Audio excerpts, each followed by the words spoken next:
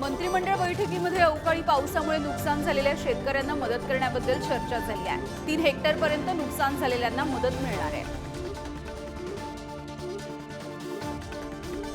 नाशिकला पाणी पुरवठा करणाऱ्या धरणांमधील उपलब्ध पाणीसाठा जुलै 2024 पर्यंत पुरवण्यासाठी नाशिककरांवरती 15% पाणी कपात लादली जाणार आहे। तर शनिवारी संपूर्ण शहराचा पाणी पुरवठा बंद ठेवण्याचा प्रस्तावही देण्यात आला आहे।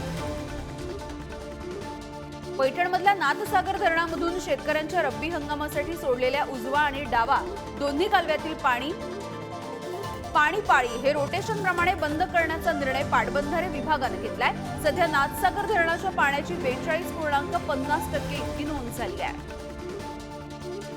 पुढील 48 तासांमध्ये मराठवाडा, विदर्भासह कोकण आणि पश्चिम महाराष्ट्राच्या काही भागांमध्ये पावसाचा इशारा देण्यात आला आहे। तर पुणे, नाशिक, संभाजीनगर, बीड या जिल्ह्यांना येलो अलर्ट जाहीर करण्यात आला आहे। लातूरमधील किनगावामध्ये झालेल्या अवकाळी पावसामुळे ज्वारीचं पीक भुईसपाट झालंय। शासनाने तात्काळ मदत करण्याची मागणी शेतकरी करतायत।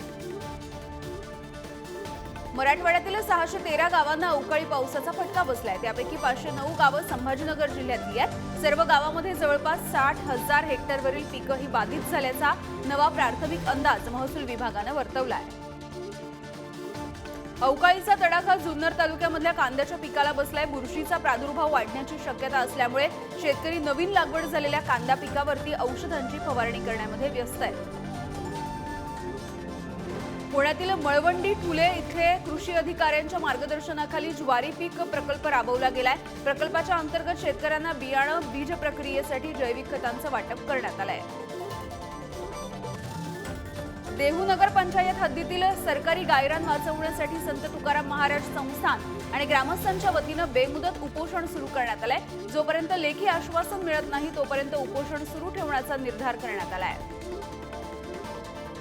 काँग्रेस पक्षाचे नेते अवकाळी पावसामुळे नुकसान झालेल्या भागांची पाहणी करणार आहेत। 34 नेते 34 जिल्ह्यांमधल्या नुकसानीची जाऊन पाहणी करतील। शेतकऱ्यांच्या विविध मागण्यांसाठी शरद पवारांच्या राष्ट्रवादीने 30 नोव्हेंबर ते 5 डिसेंबर पर्यंत जळगाव, दिंडोरी आणि अमरावतीमध्ये मोर्चाचं आयोजन केलंय। मोर्चाच्या दरम्यान ट्रॅक्टर रॅली सुद्धा काढली जाणार आहे। याबद्दलची माहिती जयंत पाटील यांनी दिली आहे। मुख्यमंत्री एकनाथ शिंदे आज चिपळूण, रत्नागिरीसह सिंधुदुर्गाच्या दौऱ्यावरती आहेत। 4 डिसेंबरला होणाऱ्या नौसेना दिनाच्या कार्यक्रमाची ते पाहणी करतील।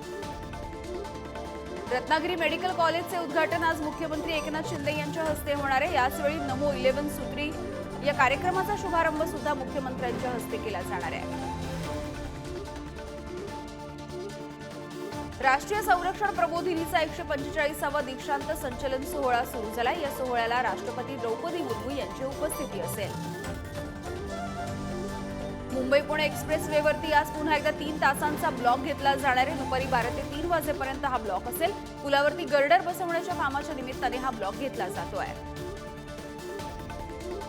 महाराष्ट्र विमानतळ विकास कंपनीने शासनाकडे दाखल केलेला प्रस्ताव मान्य झालाय। कराड विमानतळ विकासासाठी राज्य शासनाकडून 221.51 कोटी रुपयांचा निधी मंजूर झालाय आणि आता लवकरच कराड विमानतळाच्या कामासाठी सुरुवात होईल।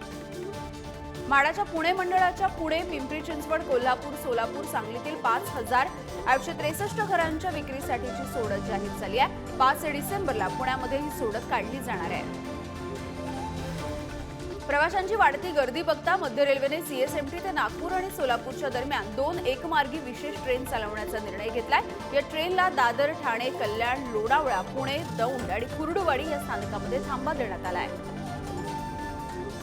पोलीस उपनिरीक्षक मर्यादित विभागीय स्पर्धा पूर्व परीक्षा 2023 ही परीक्षा 2 डिसेंबरला घेण्यात येणार होती। मात्र प्रशासकीय कारणास्तव ही परीक्षा पुढे ढकलली गेली आहे। आता ही परीक्षा 10 डिसेंबरला होणार आहे। एमपीएससीने प्रसिद्ध पत्रकारांच्या माध्यमातून ही जाहिरात दिली आहे।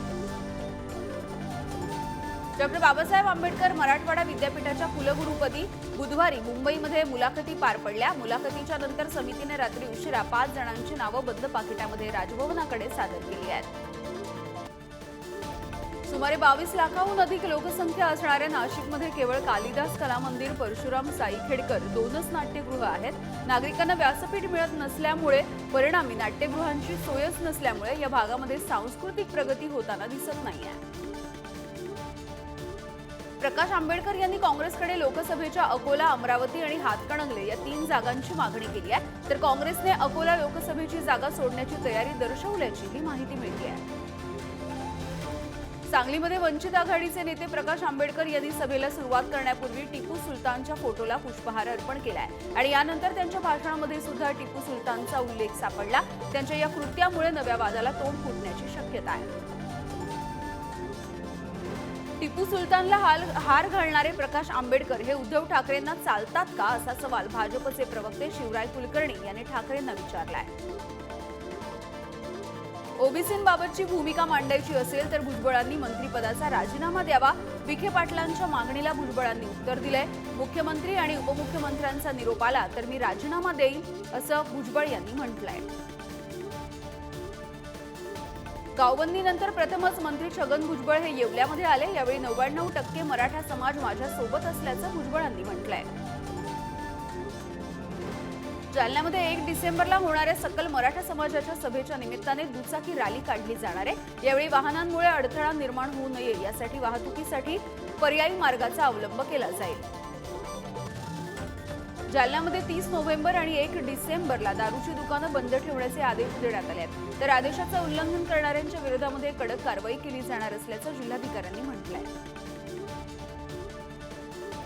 जालन्यामध्ये 1 डिसेंबरला होणाऱ्या सभेच्या दिवशी जिल्ह्यामधल्या सर्व शाळांना सुट्टी जाहीर करावी अशी मागणी मराठा क्रांती मोर्चाने जिल्हाधिकाऱ्यांकडे केली आहे. स्वाभिमानीचे नेते रविकांत तुपकरांनी मुख्यमंत्री शिंदेंच्या भेटीच्या नंतर त्यांचं अन्नत्याग उपोषण मागे घेतलंय. मागण्या पूर्ण करण्यासाठी सरकारला 15 दिवसांची मुदत देण्यात आली आहे, याबद्दलची माहिती तुपकरांनी दिली. बीडमधल्या हिंसाचारामागे 10 गट असल्याची माहिती पोलीस अधीक्षकांनी दिली आहे. आतापर्यंत 262 जणांना अटक करण्यात आली आहे. यामध्ये 6 गटांच्या प्रमुखांचा समावेश आहे, तर 4 गटांचे प्रमुख अद्यापही फरार आहेत. बीडमधील हिंसाचारामागे एका शक्तिशाली व्यक्तीचा हात आहे, असं खळबळजनक विधान रोहित पवार यांनी केलंय.